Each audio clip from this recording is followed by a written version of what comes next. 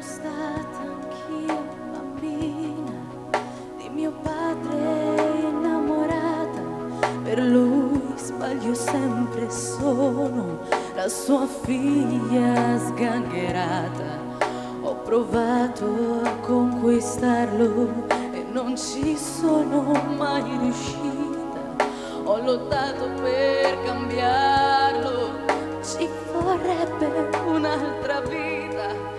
La pazienza delle donne incomincia a quell'età, quando nascono in famiglia quelle mezze ostilità, e ti perdi dentro a un cinema a sognare di andar via con il primo che ti capita e che ti dice una bugia.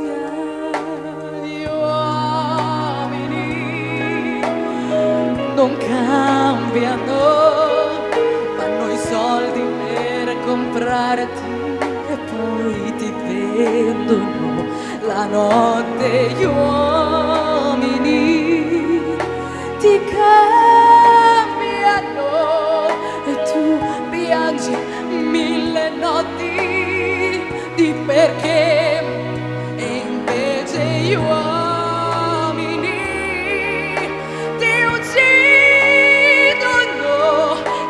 amici vanno a ridere di te.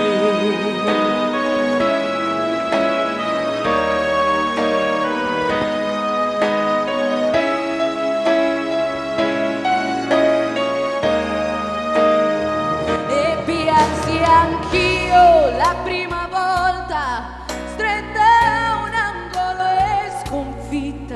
Lui faceva e non capiva perché stavo ferma e zitta, ma ho scoperto con il tempo e diventando un po' più dura che se l'uomo in gruppo è più cattivo quando è solo ha più paura.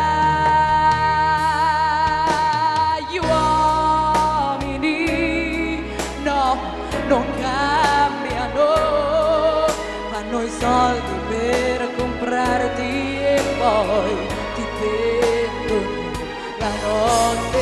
Gli uomini non tornano e ti danno tutto quello che non vuoi, ma perché gli uomini che nascono sono figli delle donne, ma non sono come noi. Amore, gli uomini che cambiano sono quasi un ideale che non c'è, e sono